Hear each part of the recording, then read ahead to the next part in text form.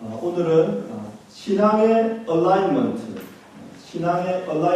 제목으로 하나님 말씀 증가하도록 하겠습니다.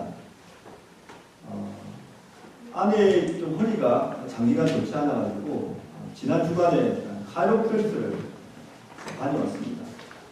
엑스레이를 찍어보고 카이로프랙트와 상담을 하는데 생각했던 것보다는 상태가 심각하지 않아서 감사했습니다. 그러면서 이제 카이로프랙트와 몇 마디의 말을 나누는데 이런 말을 하는 겁니다. 사람의 몸이라는 것이 자동차와 비슷하기 때문에 자동차도 정기적으로 이제 휠 얼라이먼트를 해줘야 되듯이, 그리고 뭐 각종 부품들을 이제 교체하거나 바로 잡아줘야 되듯이 사람의 몸도 그렇게 바로 잡아줘야 된다고 이렇게 말을 했습니다. 집에 곰곰이 생각해 보니까 그 말이 맞는 것 같았습니다. 우리가 자동차를 타다 보면은 항상 규칙적인 도로에서만 다니지 않고 때로는 좀 불규칙적인 그런 비프한 도로도 다닐 수도 있고, 아니면 어떤 때는 또 불쑥 튀어나온 그런 부분을 지나갈 수도 있기 때문에 자동차가 항상 똑바로 잡고 때로는 이제 한쪽으로 기울여가지고 타이어에 편마모가 생기거나 또 안전 운행에 장애가 되기도 하는 겁니다. 사람의 몸도 마찬가지지요. 우리가 움직일 때 또 일을 할 때 항상 정자세로 일하는 움직이 작기 때문에 때로는 우리의 몸이 좀 이렇게 비뚤어지기 때문에 그런 것들을 정기적으로 교정해 주면은 도움이 된다는 것입니다. 제가 이 이야기를 듣고 집에 생각해 보니까 우리의 신앙도 얼라이먼트가 필요하다 그런 생각이 좀 들었습니다. 왜냐하면 우리가 살고 있는 이 환경이 비성경적인 세상이라는 환경에서 살고 있습니다. 그래서 우리가 그 환경에 영향을 받을 수밖에 없지요. 그리고 우리가 비록 예수님을 믿었다 하더라도 우리가 완전히 소화된 사람이 아니기 때문에 잘못된 마음과 생각을 가지고 신앙생활을 할 수 있다는 것입니다. 그래서 우리가 주기적으로 우리가 척추를 교정하든지 아니면 자동차를 휠 얼라이먼트 보듯이 우리의 신앙도 주기적으로 이 얼라이먼트를 봐주는 것이 필요하다는 생각이 들었습니다. 그런 의미에서 오늘 본문이 우리에게 굉장히 좋은 예가 된다고 생각합니다. 우리가 잠시 읽어봤던 이 본문은 어릴 때부터 신앙생활 하셨던 분들은 몇 번씩 들었던 본문이라고 생각이 듭니다. BC 6세기 초에 바벨론 지방에 있던 왕 느부갓네살이 바벨론 지방 그 제국에 있는 한 지방의 두라 평지에다가 약 30m, 그러니까 건물로 치면 한 10층 되는 높이에 있는 아주 큰 신상을 하나 세웠습니다. 그리고 그 바벨론에 있는 모든 신하들을 다 불러놓은 다음에 일제히 그 신상 앞에 절을 하라고 말한 것입니다. 모든 사람이 다 왕의 명령이 무서우니까 절을 했지요. 하지만 유일하게 다니엘의 세 친구인 사드락과 메삭과 아벳느고는 절을 하지 않았습니다. 그러니까 이제 옆에 있던 신하들이 왕에게 다 이제 고발을 했겠지요. 저 유대에서 잡혀놓은 놈들이 왕이 세우신 신상 앞에 절하지 않습니다. 그래서 그들을 끌고 왕의 앞으로 데리고 온 것입니다. 처음에는 왕이 좋게 말한 것 같습니다. 내가 한 번 더 기회를 주는데 이번에 말할 때 이 금신상 앞에 절을 해라. 만약에 절을 하지 않으면 너희들을 풀무프 가운데 던져 넣어가지고 너희들을 태워 죽일 것이다. 이렇게 말을 했습니다. 이 말을 듣고 다니엘의 세 친구가 다음과 같이 대답합니다. 우리가 섬기는 하나님은 능히 이 풀무불 가운데에서도 우리를 건져낼 수 있는 분입니다. 하지만 하나님께서 그렇게 하지 않으셔도 우리는 저 금신상 앞에 절을 할 수가 없습니다. 이 말을 듣자 느부갓네살 왕이 더 화가 치솟습니다. 그래서 그 당시에 있던 풀무불을 7배나 더 뜨겁게 해가지고 이 다니엘의 세 친구를 꽁꽁 묶은 다음에 그 풀무불 안으로 던져 넣은 것입니다. 그런데 그 다음에 놀라운 일이 일어났습니다. 제일 먼저 묶여있던 그들의 모든 묶임이 다 그 풀무불 안에서 풀려났고 세 사람을 던졌는데 신의 아들과 같은 한 분이 그들과 함께 풀무불 안에 있으면서 그들과 함께 걸어 다닌 것입니다. 깜짝 놀란 느부갓네살이 다시 다니엘의 세 친구를 그 풀을 가면서 나오라고 했습니다. 그리고 그들을 구원하신 여호와 하나님을 찬양했고, 그리고 누구든지 이 여호와 하나님을 함부로 이름을 부르면은 그 사람의 몸을 쪼개고 그 사람의 집을 구름돌을 만들겠다, 이렇게 말을 했습니다. 그리고 그 다니엘의 세 친구의 직위를 바벨론에서 더 높여준 것입니다. 내용은 우리가 익숙하고 간단합니다. 그런데 우리가 이 내용을 조금 더 깊이 보면은 그렇게 간단한 내용이 아닙니다. 우리가 이 이야기를 단순히 다니엘의 세 친구의 영웅담으로 이해하고, 또 우리가 공경에 처했을 때 우리가 하나님을 의지하면 하나님이 반드시 우리를 구해주신다, 이렇게 이해하면 문제가 있다는 것입니다. 오늘 본문이 우리에게 들려주고자 하는 메시지는 과연 무엇일까요?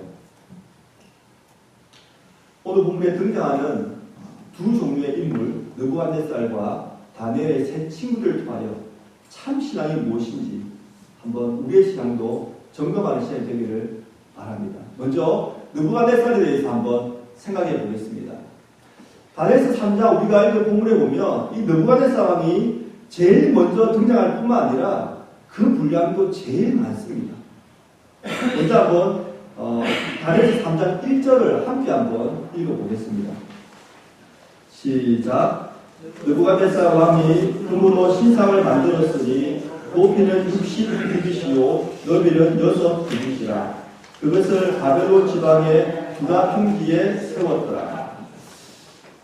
왜 갑자기 지금 느부갓네살 왕이 금 신상을, 그것도 뭐 조그만 간단하게 만들 수 있는 조그만 신상도 아니고 건물 10층 높이에 되는 30m 달하는 아주 큰 금신상을 이 두라 지방에 세웠을까요?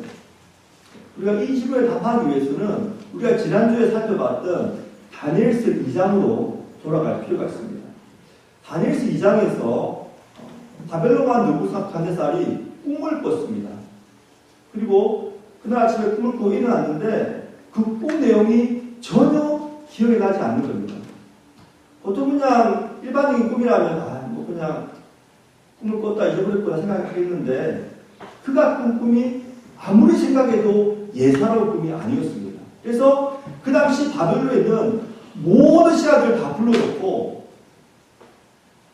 내가 꾼 꿈이 무엇인지 그 내용을 나에게 알려달라고 말한 것입니다. 당연히 신하들이 그것을 알 수가 없었지요. 왜냐하면 자기가 꾼 꿈도 아니니까. 하지만 유일하게 다니엘이라는 하나님의 사람이 하나님의 도우심을 받아서 느부갓네살이 꾼 그 꿈의 내용과 해석을 해줬습니다. 꿈의 내용은 이랬습니다.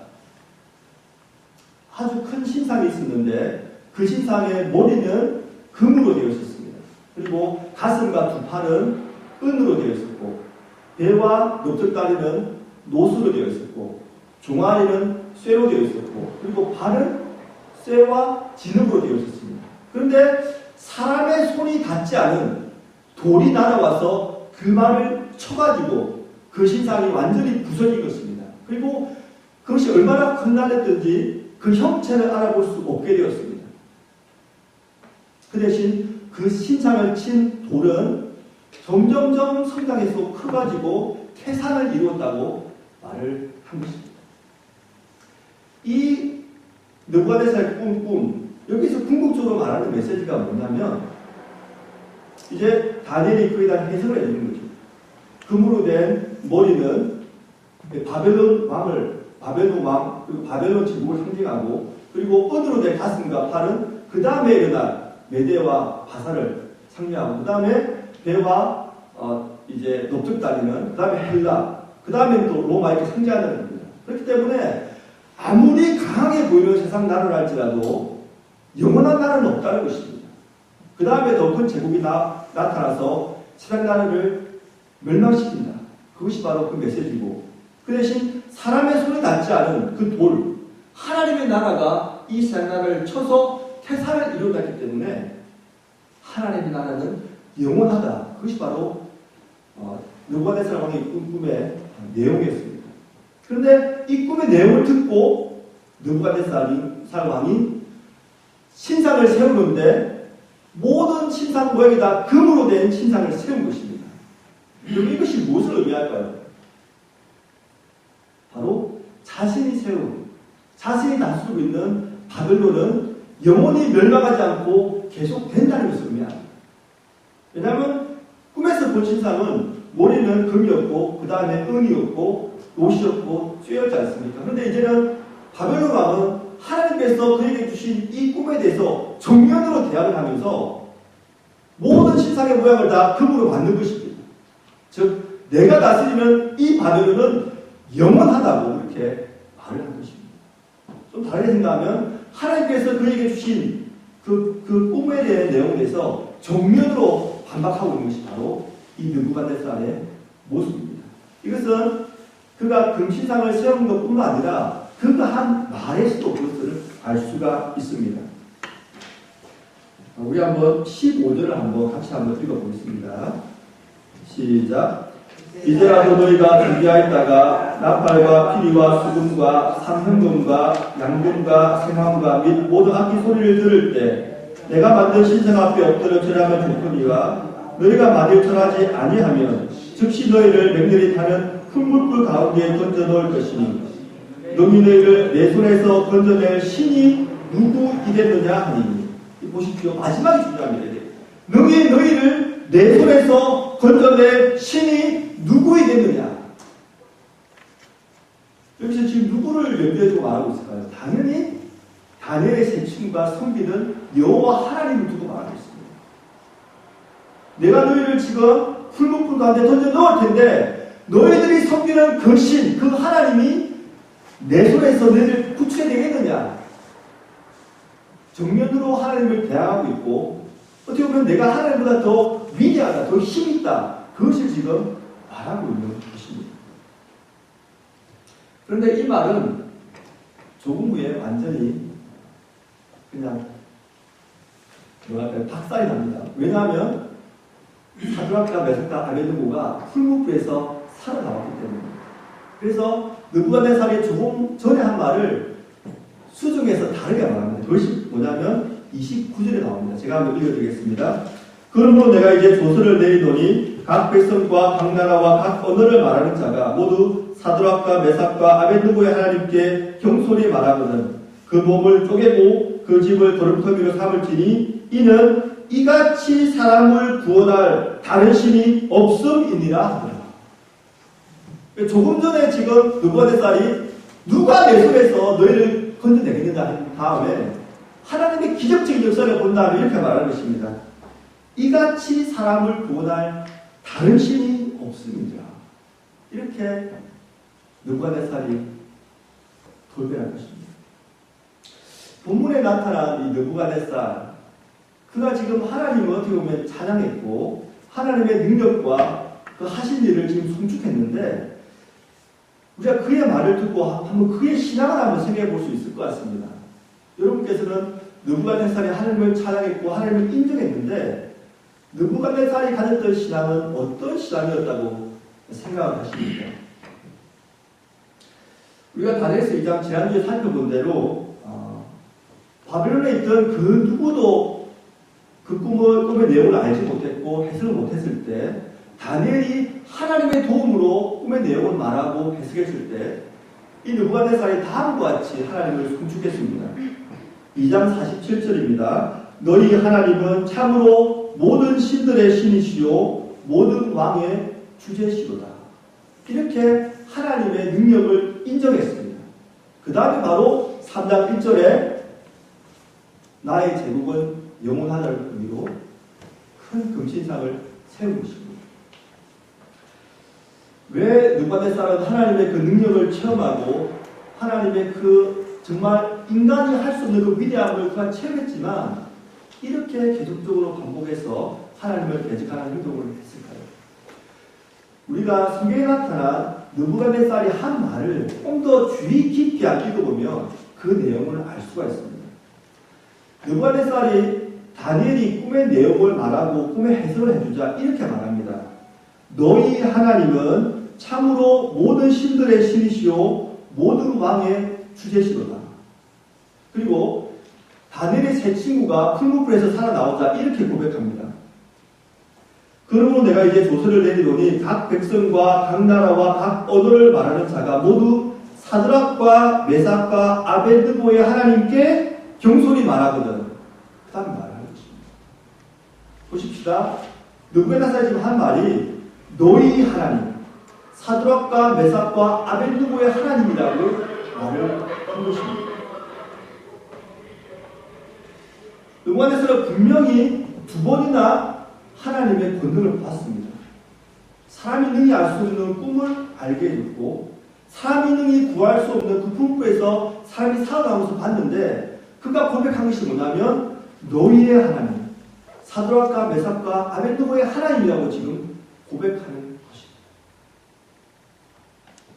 겉으로 보면 하나님을 찬양하는 것 같지만 진정코 자신이 하나님을 믿고 있지 않은 것입니다.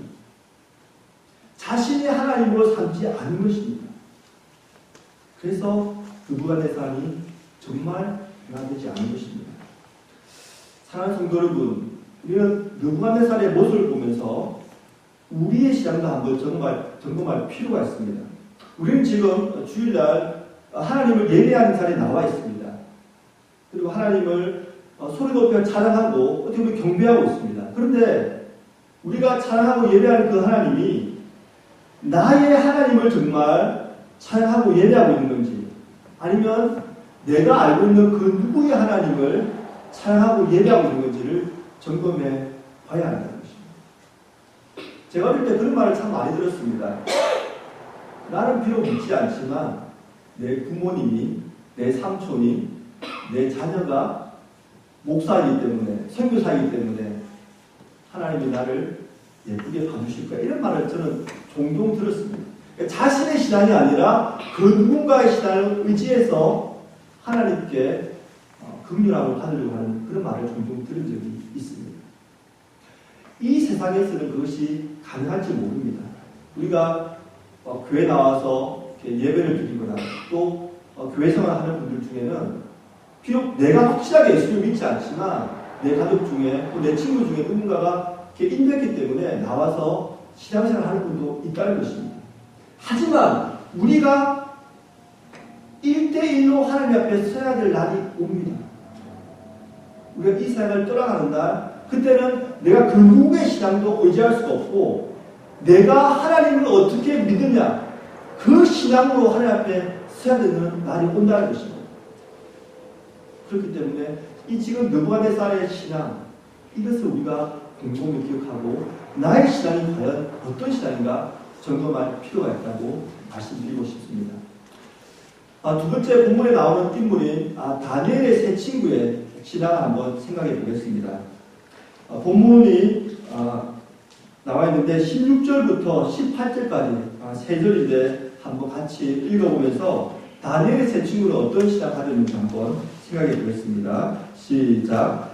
사드락과 메삭과 아벳느고가 왕에게 대답하여 이르되 느부갓네살이여, 우리가 이 일에 대하여 왕에게 대답할 필요가 없나이다. 왕이여, 우리가 섬기는 하나님이 계시다면 우리를 맹렬히 타는 풀무불 가운데에서 너희 건져내시겠고 왕의 손에서도 건져내시리이다. 그렇게 하지 아니하실지라도 왕이여, 우리가 왕의 신들을 섬기지도 아니하고 왕이 세우신 그 신상에게 절하지도 아니할 줄을 아옵소서. 지금 이 말은 다니엘의 세 친구가 느부갓네살이 다시 한번 기회를 줬지요. 지금 금시사한테 절하면 너희들의 목숨을 살려주겠다. 이 말을 듣고 한 말입니다. 사드락과 메삭과 야곱, 아벳느고는 지금 바로 죽음의 순간 앞에서, 그 순간 앞에서도 왜 금신상 앞에 절을 하지 않았을까요? 우리가 그의 대답에서 찾을 수 있는 참된 신앙의 모습은 무엇일까요? 우리가 이 질문에 대한 답을 하기 위해서 하나님의 두 가지 뜻에 대해서 한번 먼저 생각해 볼 필요가 있습니다. 하나님의 뜻에는 보통 두 가지 뜻이 있다고 말합니다. 첫 번째는 계시된 하나님의 뜻이라고 합니다.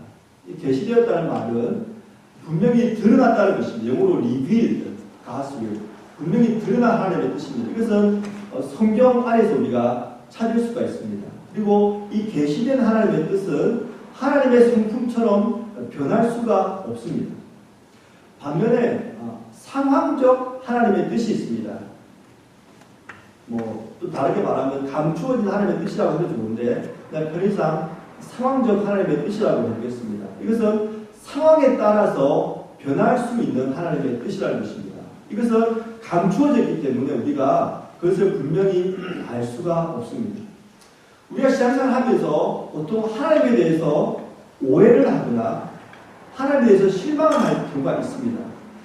보통 어떤 경우에 그러냐면 이 상황적 하나님의 뜻을 계시적 하나님의 뜻으로 그 범주 안에 넣기 때문에 그런 일이 발생하는 것입니다.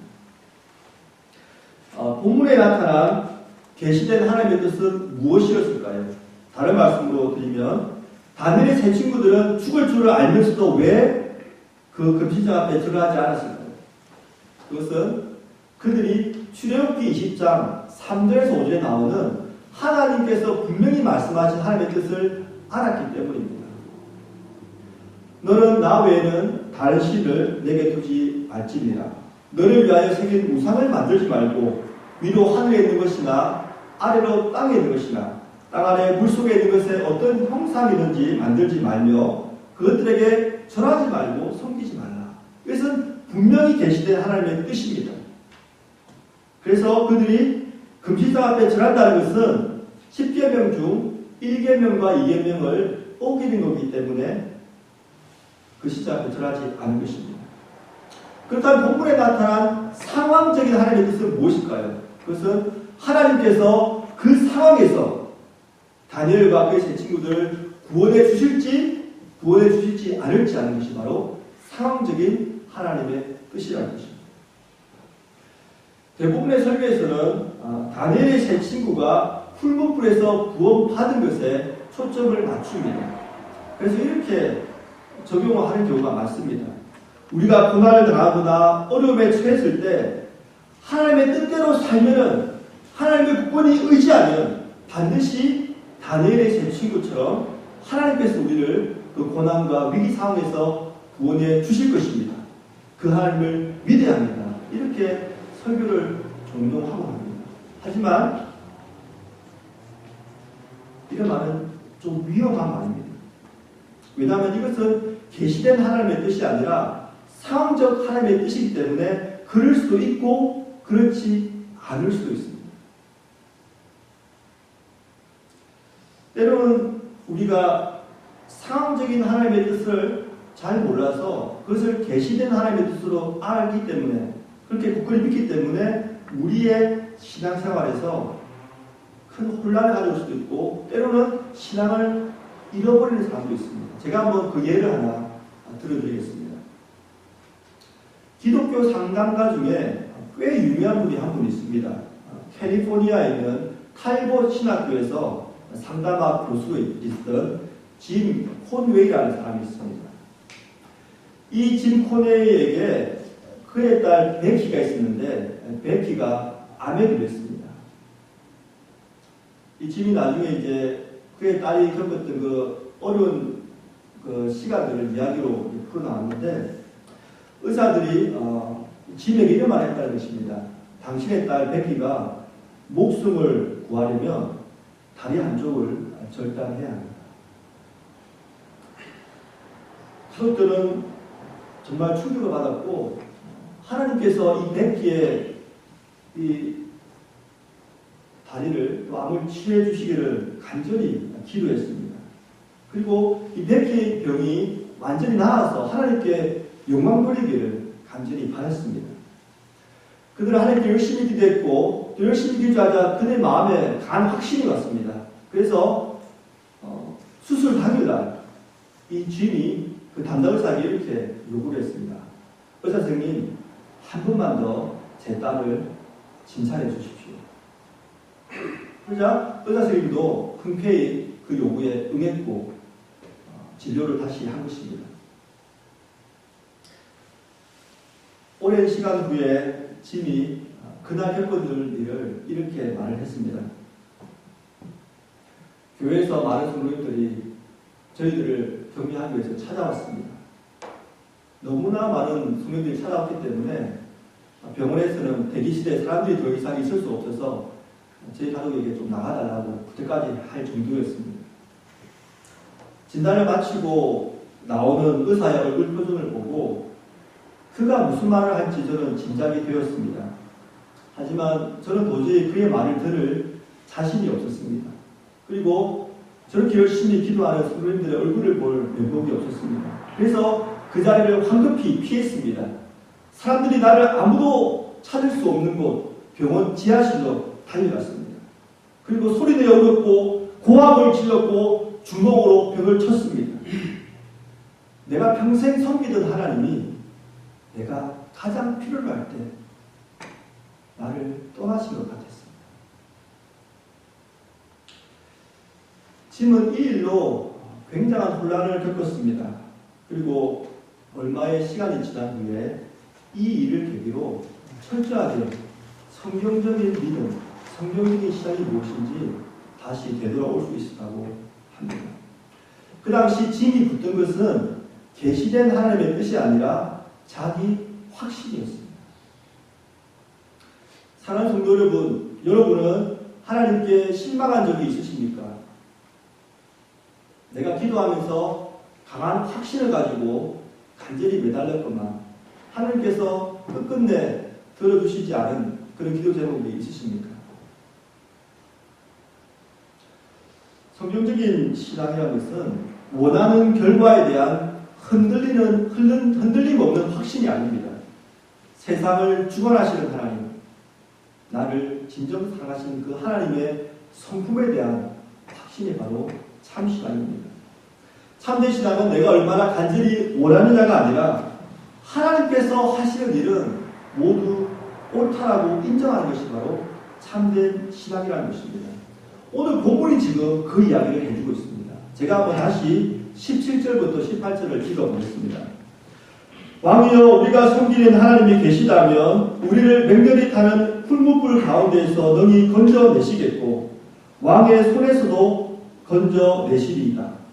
그렇게 하지 아니하실지라도 왕이여, 우리가 왕의 신들을 섬기지도 아니하고 왕이 세우신 금신상에게 절하지도 아니할 줄을 아옵소서.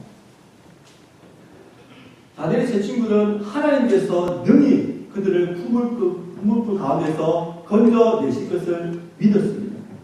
하지만 지금 상황에서 하나님이 어떻게 하실지는 그들이 몰랐던 것입니다. 그래서 그렇게 하지 아니하실지라도 우리는 금신상 앞에 절하지 않겠습니다라고 말을 한 것입니다.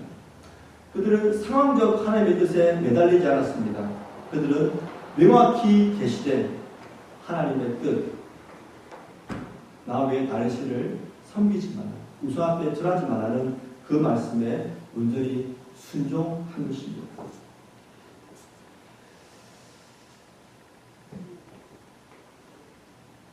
제가 높아심에서 이 말씀을 드리겠습니다.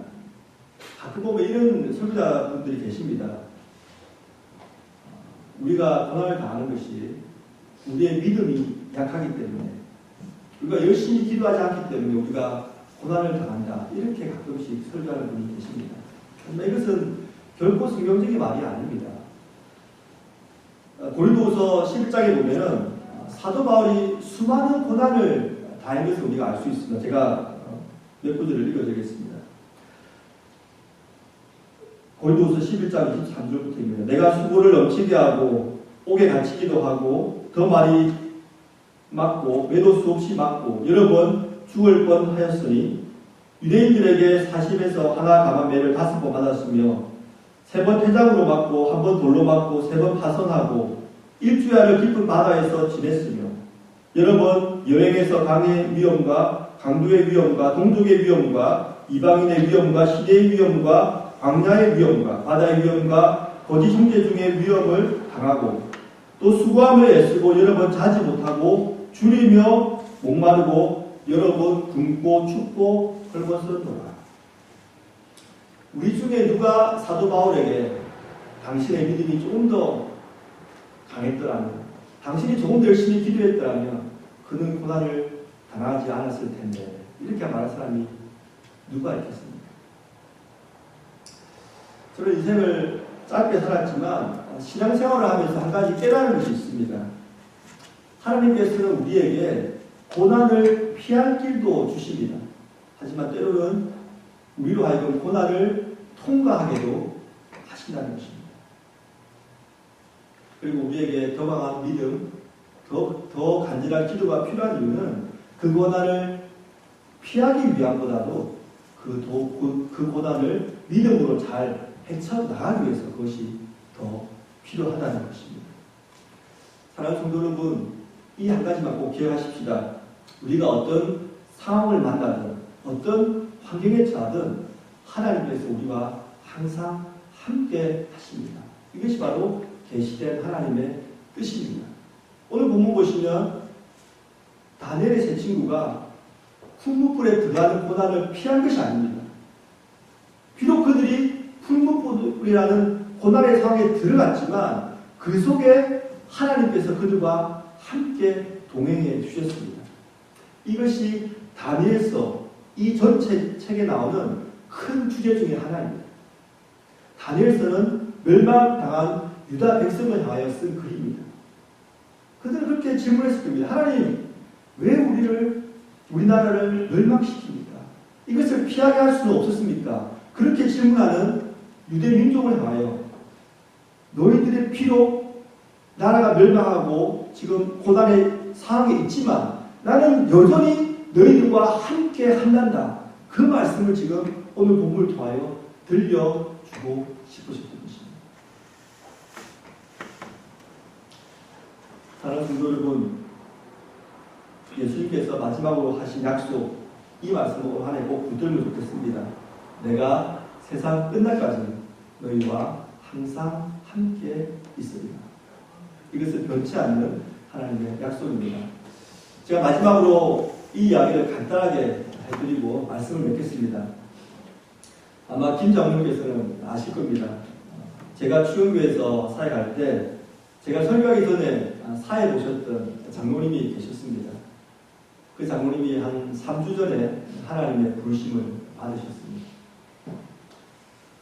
제가 추영교를 사임하고 각자 다른 교회를 섬겼기 때문에 임종 예배를 제가 안 드리고 이제 다른 교회에서 드렸습니다. 근데 임종 예배를 드리기 전에 병원 이제 중환자실에 누워 계신 장로님, 이제 불과 이제 몇 시간 정도 이제 하나님의 부르심을 받을 텐데 그 부인 되시는 권사님께서 저에게 부탁을 하셨습니다.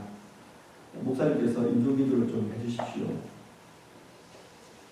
제가 그 말씀을 듣고 기도하면서 고민하면서 이제 별과 몇 시간 후면 이제 하나님께서 부르실 텐데 제가 무슨 말씀을 해드려야 되나.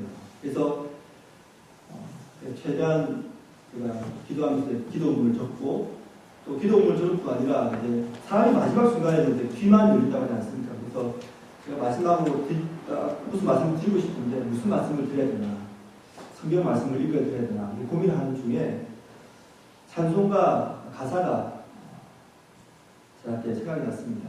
찬송가 563장인데 우리가 잘 아는 찬송가입니다. 예수 사랑하심은. 제가 노장님에게 제가 기도를 해드리고 이 찬송가 가사를 1절부터 4절까지 제가 또박또박 읽어드렸습니다. 특히 마지막 4절 가사가 제 마음에 와닿았고 또 장로님에게 제가 꼭 해드리고 싶은 말씀이었습니다. 세상 사는 동안에 나와 함께 하시고 세상 떠나가는 날 천국 가게 하소서. 장로님에게 제가 이렇게 말씀드렸습니다.